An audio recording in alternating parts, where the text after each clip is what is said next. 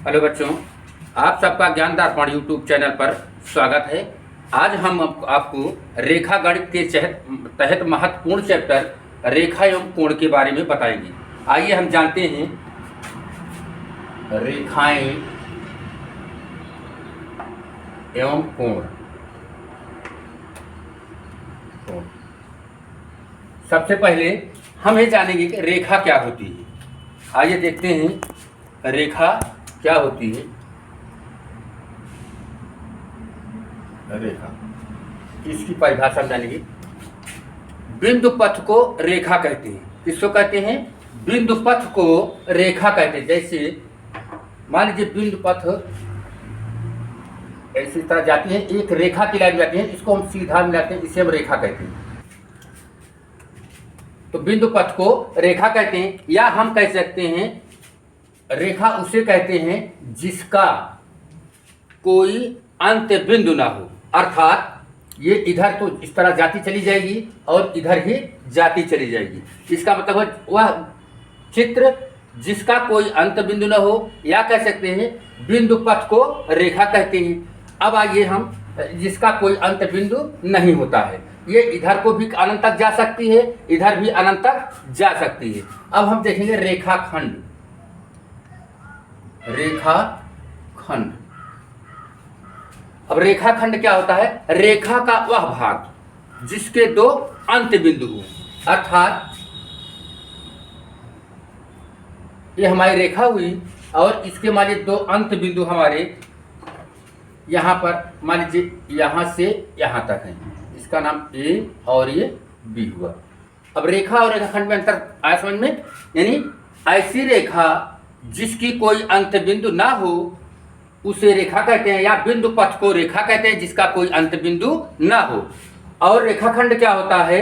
रेखा के भाग को जिसके दो अंत बिंदु हों उसे हम क्या कहते हैं? रेखाखंड कहते हैं। अब इसको एक अक्षर से पढ़ते हैं। मान लीजिए इसको पढ़ देंगे एल, सिंगल एल रेखा या एम रेखा या एन रेखा। इसी तरह अंग्रेजी वर्णमाला के किसी अक्षर से एक अक्षर से निर्धारित करते हैं। लेकिन रेखाखंड क्या होता है? इसको हम दो अक्षरों से निर्धारित करते हैं, क्योंकि इसके दो अंत बिंदु होते हैं। तो इसको हम क्या पढ़ेंगे? इस रेखा का नाम ए बी पढ़ेंगे। आई बात समझ में? तो ये हो गया हमारा रेखाखंड। अब उसके बाद हम देखते हैं और रेखाएं कितनी प्रकार की। अब रेखाओं के प्रकार हम जानेंगे। रेखाओं के प्रकार या रेखा के प्रकार। रेखा दो प्रकार की होती है। रेखा दो प्रकार की होती है। पहली रेखा होती है सरल रेखा, जिसे कहते हैं हम सीधी रेखा। सीधी रेखा। दूसरी क्या होती है? वक्र रेखा। वक्र रेखा जिसे हम कहते हैं टेढ़ी मेढ़ी रेखा। टेढ़ी मेढ़ी रेखा। आई बात समझ में? अब सीधी रेखा क्या होती है? सीधी रेखा का उदाहरण हम ये बताते हैं। ये हमारी क्या है? सीधी रेखा हुई, मान लीजिए ए और बी। और वक्र रेखा क्या होती है? टेढ़ी मेढ़ी रेखा। मान लीजिए इस तरह से ये हमारी क्या हो गई? टेढ़ी मेढ़ी वक्र रेखा। एक टेढ़ी मेढ़ी जाती है, इसे हम बोलेंगे वक्र रेखा। और हम देखते हैं, चलिए इतना देखिए, स्क्रीन शॉट ले लीजिएगा आप लोग। अब उसके बाद आगे वाला हम पार्ट बता रहे हैं।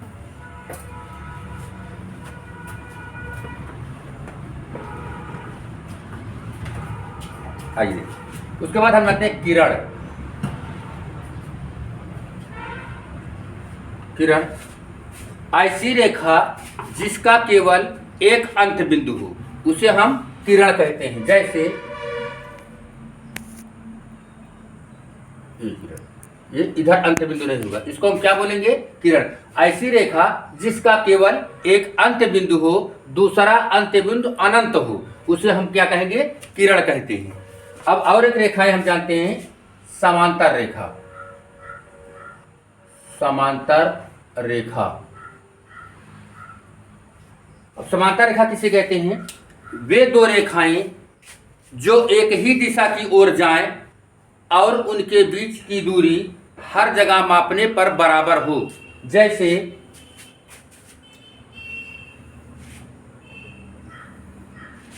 ये कौन सी रेखाएं हैं, ये देखिए।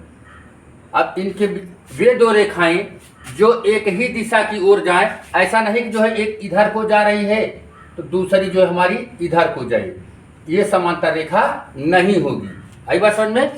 तो वे दो रेखाएं जो एक ही दिशा की ओर जाएं, चाहे इधर जाएं चाहे उधर जाएं, और उनके बीच की दूरी हर जगह मापने पर बराबर, चाहे यहाँ दूरी नापिएगा, चाहे यहाँ चाहे यहाँ चाहे यहाँ चाहे यहाँ, सभी के बीच की दूरी क्या होगी, बराबर होगी। इसका उदाहरण जैसे रेल की पटरी होती है, जैसे रेल की पटरी, इसकी भी रेल की पटरी के बीच की दूरी अगर नापेंगे, जो लाइनें जाती हैं उनके बीच की दूरियां हर जगह बराबर होती है। वे समांतर रेखाओं का एक उदाहरण है। अब आइए इसके बाद देखते हैं हम कोण।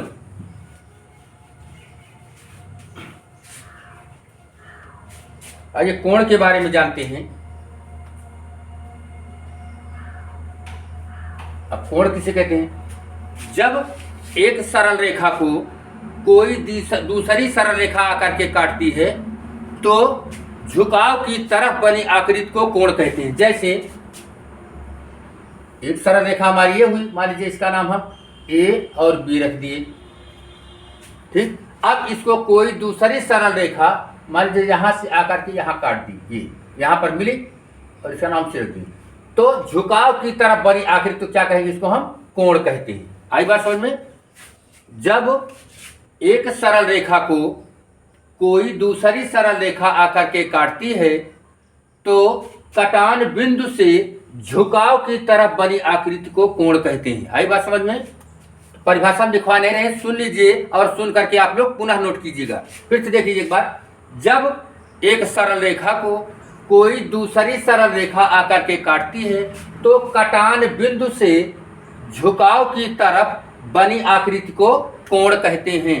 जैसे ये हमारा कोण है, अगर इस कोण का नाम हम लिखेंगे, जिस कोण का नाम लिखा जाता है उस अक्षर को बीच में रखते हैं। हमेशा कोण का नाम 3 अक्षरों से ही लिखा जाता है। जैसे इसका नाम हम लिख सकते हैं कोण BAC या CAB, दोनों भी चाहे जो लिख सकते हैं, कोण BAC या CAB। जिस कोण का नाम लिखना है हमें उस अक्षर को हमें बीच में रखना होगा, ठीक। CAB। आई बात समझ में। अब आइए हम देखते हैं कोणों के प्रकार। अब कोण कितने प्रकार के होते हैं? कोणों के प्रकार। तो कोण पर पहला कोण क्या था? कोण निम्न प्रकार के होते हैं। पहला कोण हम लिखते हैं न्यून कोण। न्यून कोण। तो न्यून कोण किसे कहते हैं? 90 अंश से कम के कोण को न्यून कोण कहते हैं। कितने अंश के? 90 अंश से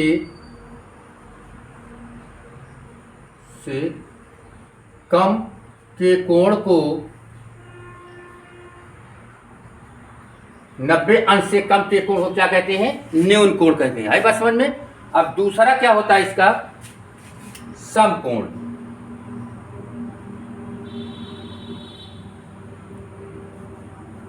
समकोण क्या होता है? 90 अंश के कोण को समकोण कहते हैं। कितने अंश के? 90 अंश के। जिस कोण का मान 90 अंश होता है उसको हम समकोण कहते हैं। तो 90 अंश के कोण को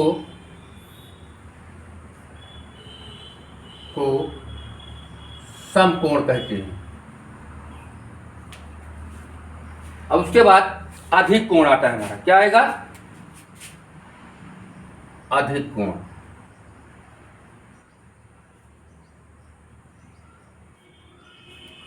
अधिक कोण किसे कहते हैं? 90 अंश से अधिक और 180 अंश से कम के कोण को क्या कहते हैं? अधिक कोण कहते हैं। या कह सकते हैं 90 अंश और 180 अंश के बीच के सभी कोणों को क्या कहते हैं? अधिक कोण कहते हैं। याद रखिएगा, 90 अंश से अधिक और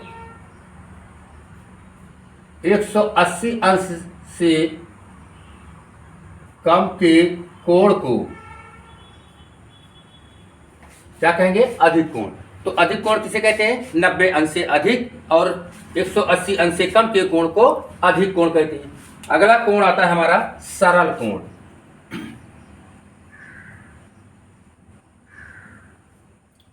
सरल कोण, सरल कोण किसे कहते हैं, जिस कोण का मान 180 अंश होता है उसे सरल कोण कहते हैं। यानी 180 अंश के कोण को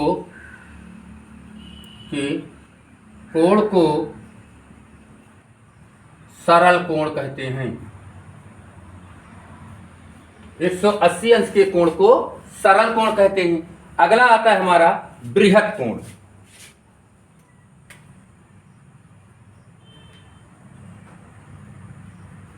बृहत कोण, अब बृहत कोण किसे कहते हैं, 180 अंश से अधिक 360 अंश से कम के कोण को, या 180 अंश से 360 अंश तक के कोण को बृहत कोण कहते हैं। 180 अंश से 360 अंश तक के कोण को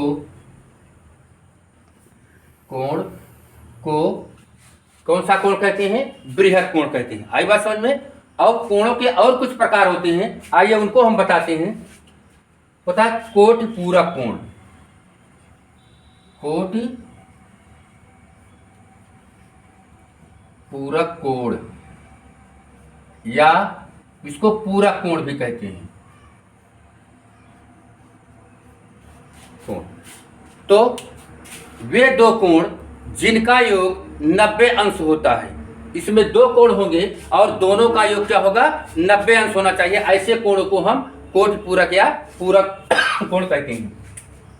लिख दीजिए यहां, वे दो कोण जिनका योग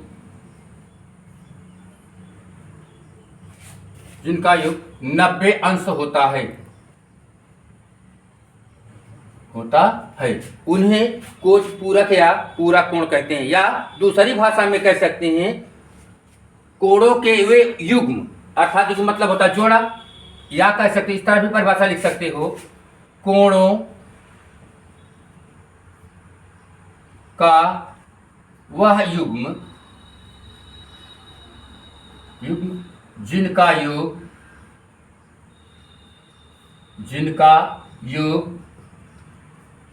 90 अंश होता है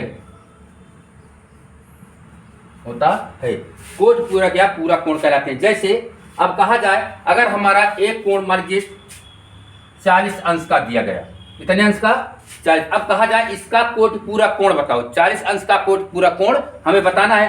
तो हमें दो कोण, एक तो कोण पता है 40 अंश, और दूसरा अब इसमें हम पढ़े हैं कोटि पूरक में इन दो कोणों का मान 90 अंश होना चाहिए।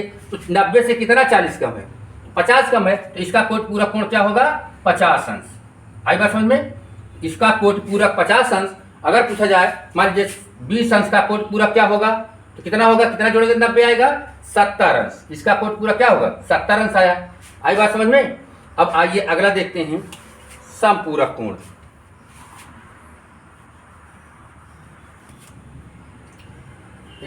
समपूरक कोण, समपूरक कोण। अब वे दो कोण जिनका योग 180 अंश होता है, या कोणों के वे युग्म जिनका योग 180 अंश होता है उसे समपूरक कोण कहते हैं। देखिए, वे दो कोण, यानी कि सीधा परिभाषा लिखिए, वे दो कोण जिनका योग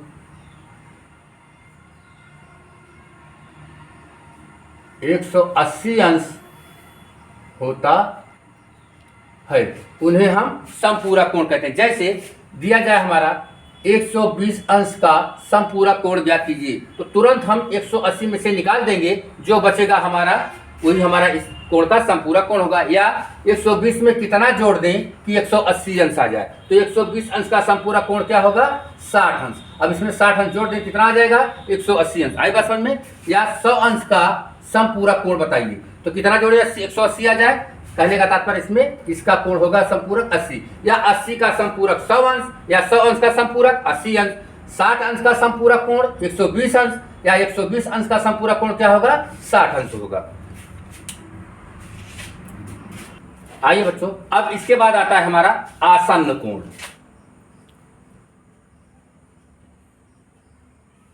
आसन्न कोण ऐसा कोण जिसकी एक भुजा उभयनिष्ठ हो और कम से कम एक बिंदु जो है उभयनिष्ठ हो। जैसे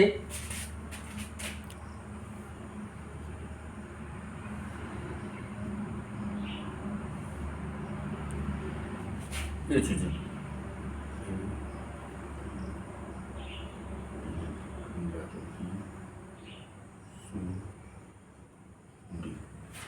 इस तरह से देखिए, इसकी एक भुजा जो है ये उभयनिष्ठ है। उभयनिष्ठ का मतलब इस कोण में भी है, इस कोण में। अगर इस कोण का हम नाम लिखेंगे तो लिखेंगे कोण BAC। इस कोण का नाम हो गया। इस कोण का अगर नाम लिखते हैं क्या लिखेंगे, कोण DAC या CAD, कोण DAC। अब AC भुजा जो है ये AC भुजा, ये वाली भुजा AC भुजा जो है हमारा दोनों में, इस कोण में भी है और इस कोण में भी है। इसका मतलब AC क्या है, दोनों कोण में उभयनिष्ठ है।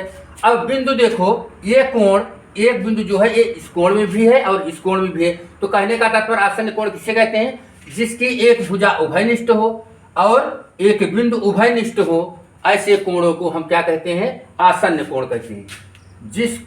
जिन कोणों के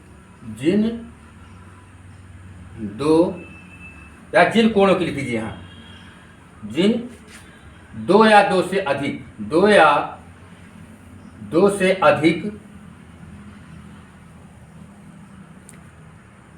कोणों की एक भुजा,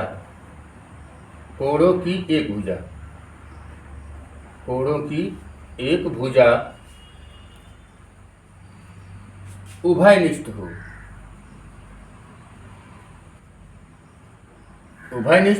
तथा एक बिंदु उभयनिष्ठ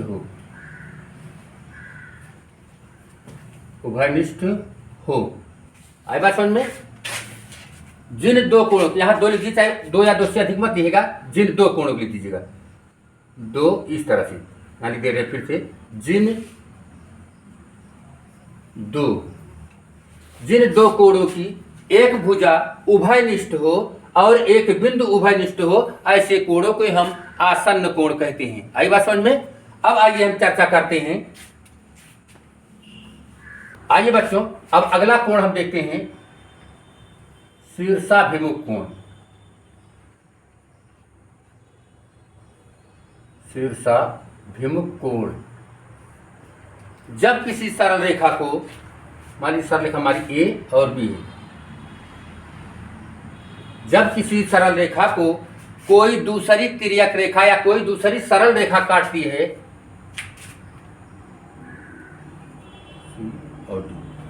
तो आमने सामने के कोण शीर्षाभिमुख कोण कहलाते हैं, जिनका शीर्ष जो है एक ही होता है। जैसे अभी हमारा शीर्ष होगा, इसको हम O लिख देते हैं। आई बात समझ में।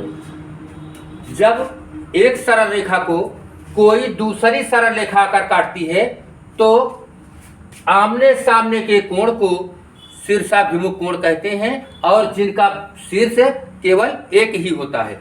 इस तरह से ये शीर्ष है हमारा इस कोण का। देखिए इस कोण का, इसका कोण के सामने भुजा कौन सी है, ये वाली है। इस कोण के सामने कोण कौन सा है, ये कोण है। तो अर्थात इसका शीर्षाभिमुख ये वाला होगा। और इस कोण को देखिए, ये इसका मुख इधर है, आमने सामने ये भी है। इस कोण का शीर्षाभिमुख क्या होगा, ये कोण होगा। आई बात समझ में। हम नामांकन कर देते हैं, एक कोण एक लिख देंगे, कोण दो कर देते हैं, कोण तीन और कोण चार। अब इससे हम कह सकते हैं कोण एक का शीर्षाभिमुख, कोण एक का शीर्षाभिमुख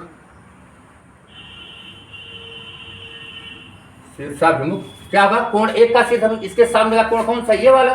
तो कोण एक का शीर्षाभिमुख क्या होगा, कोण तीन। अगर पूछा कोण तीन का शीर्षाभिमुख, कोण एक होगा। तो यार कोण तीन का शीर्षाभिमुख क्या होगा, कोण एक हो जाएगा। आई बात। अब इसी तरह कोण चार का शीर्षाभिमुख कोण क्या होगा, कोण दो होगा। और कोण दो का शीर्षाभिमुख कोण चार होगा। कोण 2 का शीर्षाभिमुख कोण 4 होगा। हम समझते हैं आपको समझ में आ गया होगा।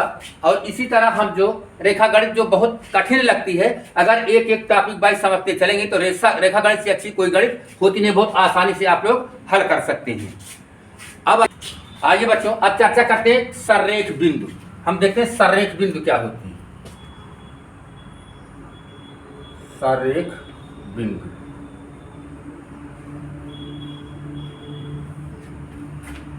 या सररेख या सररेख रेखा, चाहे केवल सररेख देखते हैं हम, केवल सररेख किसे कहते हैं। आइए देखते हैं। जब किसी सरल रेखा पर 3 या 3 से अधिक बिंदु स्थित हों तो ऐसे बिंदुओं को हम कहते हैं सररेख। जिस तरह से मान लीजिए हमारा ये है,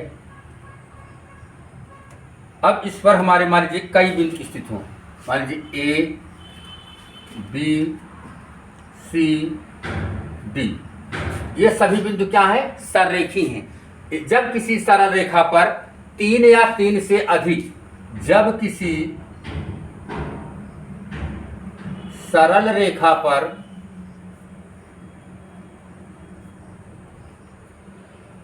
3 या 3 से अधिक बिंदु स्थित हों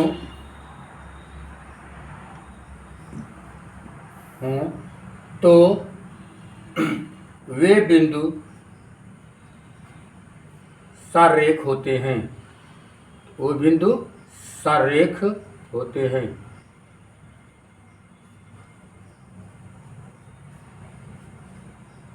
आई बात समझ में? जब किसी रेखा पर 3 या 3 से अधिक बिंदु स्थित हों, ऐसे बिंदुओं को हम क्या कहते हैं? सररेखी, अर्थात वे रेखा क्या है? सब सररेख हैं। चलिए आगे देखते हैं। चलिए अब आइए देखते हैं बच्चों रैखिक युग्म। रैखिक युग्म, युग्म मतलब क्या होता है? जोड़ा। हम बताए थे युग्म मतलब जोड़ा। अब रैखिक युग्म क्या कहते हैं? जैसे मान लीजिए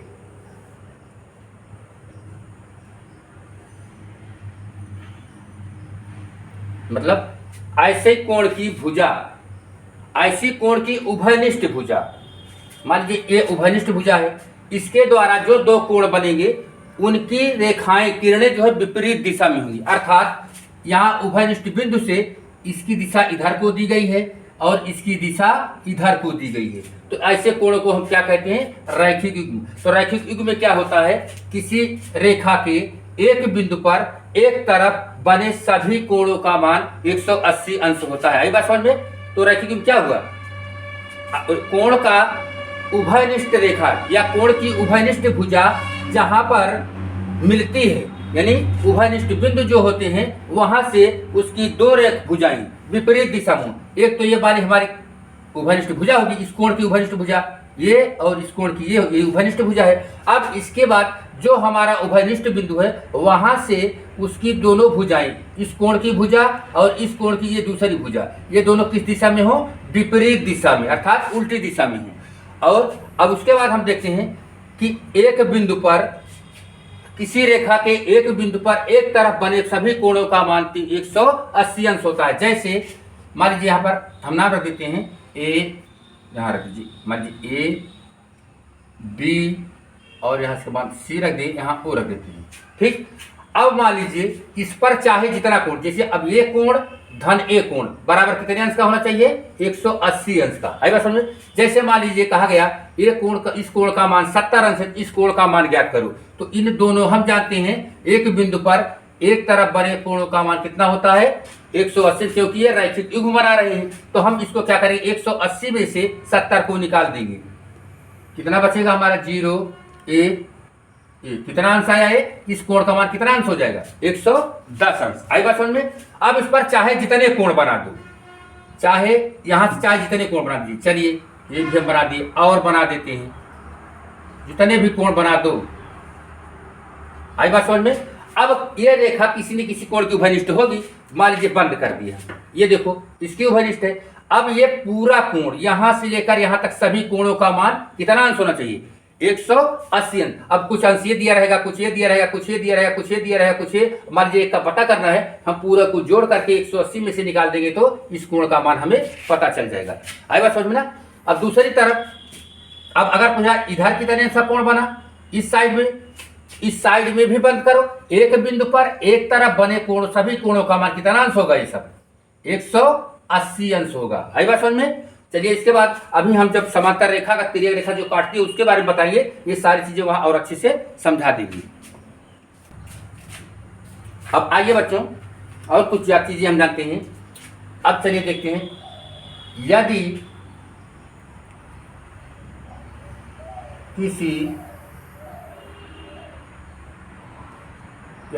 किसी समांतर रेखाओं को, यदि समांतर या ऐसे कीजिए, यदि किसी समांतर रेखाओं को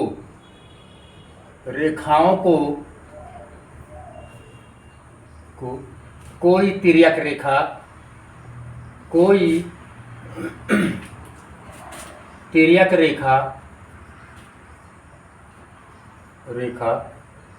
काटती है तो उसके द्वारा काटती है तो उसके द्वारा बने संगत कोण, नंबर 1 याद लिखते हैं, बने संगत कोण, शीर्षाभिमुख कोण, शीर्षाभिमुख कोण, एकांतर कोण,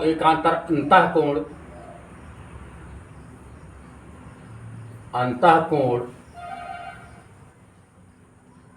एकांतर बाह्य कोण,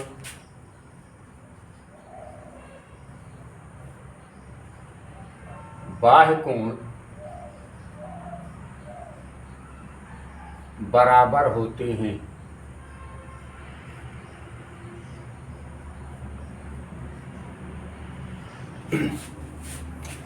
जब किसी समांतर रेखाओं को, या जब कोई समांतर रेखाओं को कोई तिर्यक रेखा काटती है तो उसके द्वारा बने संगत कोण, शीर्षाभिमुख कोण, एकांतर कोण और एकांतर बाह्य कोण बराबर होते हैं। आइए हम चित्र के माध्यम से समझते हैं। मान लीजिए हमारी दो समांतर रेखाएं हैं, मान लीजिए इसका नाम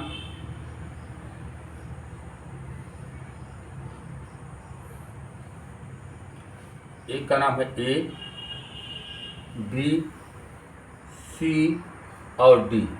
अब इन दो समांतर रेखाओं को कोई तिर्यक रेखा काटती है, मान लीजिए इस तरफ से, मान लीजिए इसका नाम ई एफ। अब इनमें हम जितने कोण बने सभी कोणों के हम मान रख देते हैं।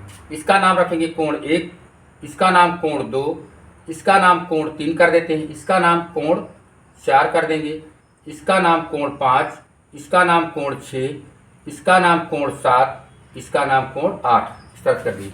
अब आइए हम देखते हैं कि इसमें,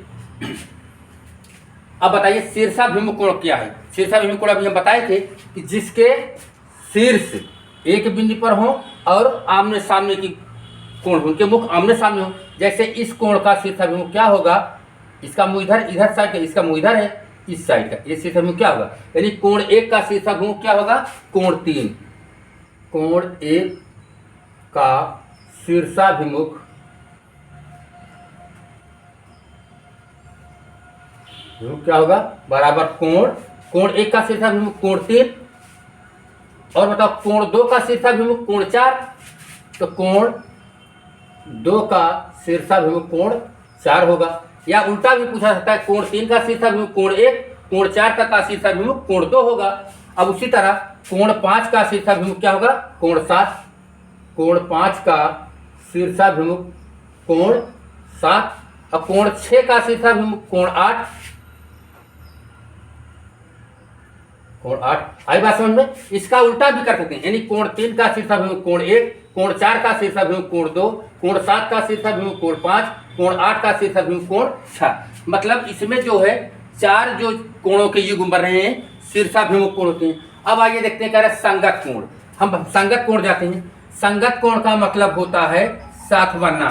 तो संगत कोण किसे कहते हैं कि जब दो समांतर रेखाओं के को कोई तिर्यक रेखा काटती है, उसके एक तरफ देखिएगा, अगर ऊपर की तरफ है तो ऊपर वाले एक संगत होगा, नीचे वाले एक संगत कोण है। कोण 1 का संगत कोण 6 हो जाएगा। ये कोण 4 नीचे वाला, कोण 4 का संगत कोण 7 हो गया। ऐसा समझ में बात। चलिए देखते हैं संगत कोण के युग्म कौन कौन से हैं इसमें। यानी कोण 2 का संगत कोण 5 होगा, क्योंकि ए भी रेखा के ऊपर बना है, ए भी रेखा के ऊपर बना है, एक ही तिर्यक रेखाओं द्वारा बना है और समांतर रेखाओं के ऊपर बना है। इसलिए कोण 2 का संगत कोण क्या होगा बच्चों? कोण 2 का संगत कोण 2 का संगत रेखा के ऊपर तिर्यक रेखा की दाहिनी तरफ है, तो इसका संगत कोण क्या होगा? ये होगा कोण 5। और कोण 1 का संगत कोण 6, संगत कोण 6। और कोण 3 का संगत कोण नीचे वाला कोण 3 का संगत कोण क्या होगा? कोण 8। कोण 3 का संगत कोण 8। और कोण 4 का संगत कोण भी नीचे वाला रेखा के, भी नीचे वाला एक तरफ, तो कोण 4 का संगत कोण 7। कोण 4 का संगत कोण 7 होगा। अब आइए देखिए उसके बाद एकांतर अंतः कोण। एकांतर अंतः कोण दिया गया है। अंतः का मतलब अंदर की तरफ देखेंगे हम, इन समांतर रेखाओं के अंदर की तरफ देखें। एकांतर का मतलब होता है एक का अंतर। मान लीजिए हमारा ये कोण 3 है, अब यहीं से यही रास्ता पकड़ हम चलते हैं, इधर ना हटेंगे। एक का अंतर मतलब इधर से हट जाएगी, इधर बाई साइड, तो इसका एकांतर क्या होगा? ये होगा। इस तरह इसका भी इधर सीधा आएंगे, इस साइड में अंतर में हो जाएंगे, हट जाएंगे। अंतर मतलब हट जाना। तो यहाँ पर इसका 4 का एकांतर क्या होगा? 5 और 3 का एकांतर 6। अंतर है तो अंतर हो जाएगा। यानी लिखिएगा कोण 3 का एकांतर अंतः कोण बराबर कोण 3 का एकांतर अंतः कोण बराबर कोण 6। और कोण 4 का एकांतर अंतः कोण बराबर कोण 5। कोण 4 का एकांतर अंतः कोण बराबर कोण 5। आई बात समझ में। अब बाह्य कोण देखेंगे। बाह्य का मतलब बाहर वाला। चलिए हम इधर लिख देते हैं कोण 2 का बाह्य कोण बराबर, देखिए बाहर मतलब बाहर वाला। अब रेखा के ऊपर कौन सा बना है? बाहर कोण 2। और इधर रेखा के बाहर कौन सा बना है? एकांतर। यहाँ आइए तो यहाँ से हटिए बाहर कर लेंगे। क्या लेंगे? यही रास्ता पकड़कर आएंगे, इस साइड हट के इधर उतर जाएंगे, मतलब अंतर हो जाएंगे। तो कोण 2 का एकांतर बाह्य कोण क्या होगा? कोण 7। और कोण 1 का एकांतर बाह्य कोण 8 होगा। कोण 1 का यहाँ एकांतर लिख दीजिएगा। कोण 2 का एकांतर बाह्य कोण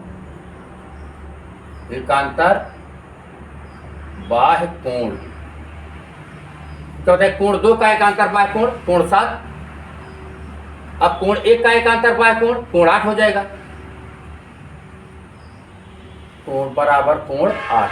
आई बात समझ में। अगर इतना समझ लिए हो, अब हम समझा देंगे कौन से कोण बराबर होते हैं। ठीक है, इसके शीर्षाभिमुख कोण बराबर हो गए। अगर ये कोण 40 अंश का तो ये भी 40 अंश का, अगर ये 30 का तो ये भी 30 का। जितना कोण ए रहेगा उतना कोण ए, क्योंकि शीर्षाभिमुख कोण है। इस कोण का मान जितना रहेगा उतना इसका भी रहेगा, या जितना इसका रहेगा उतना इसका, क्योंकि ये शीर्षाभिमुख कोण है। अब इसमें देखते हैं कोण 5 का मान जो रहेगा उतना मान कोण 7 का होगा, या कोण 7 का जितना होगा उतना कोण 5 का होगा। क्यों? क्योंकि ये शीर्षाभिमुख कोण है। हम जानते हैं शीर्षाभिमुख कोण बराबर होते हैं। यहाँ लिखा गया देखो, ये संगत कोण बराबर होते हैं, शीर्षाभिमुख कोण बराबर होते हैं, एकांतर अंतः कोण बराबर होते हैं, एकांतर बाह्य कोण सब क्या होते हैं? बराबर होते हैं। अब आइए देखते हैं संगत कोण। अब कोण 2 का संगत क्या है? कोण 5। कोण 2 जितना होगा उतना कोण 5 होगा। कोण 3 का संगत क्या है? कोण 8। ये भी दोनों बराबर होंगे। कोण 1 का संगत कोण 6, ये भी दोनों बराबर होगा। कोण 4 का संगत कोण 7, ये भी बराबर होगा। अब आइए देखते हैं एकांतर अंतः कोण। अब एकांतर अंतः कोण में देखिएगा अंदर की तरफ देखिए। कोण 3 का एकांतर हमारा एकांतर हट जाना, तो 3 का एकांतर क्या होगा? 6। जितना कोण 3 होगा उतना कोण 6 होगा। जितना कोण 4 होगा उतना कोण 5 होगा, क्योंकि 4 का एकांतर 5 है। अब आइए देखते हैं एकांतर बाह्य कोण।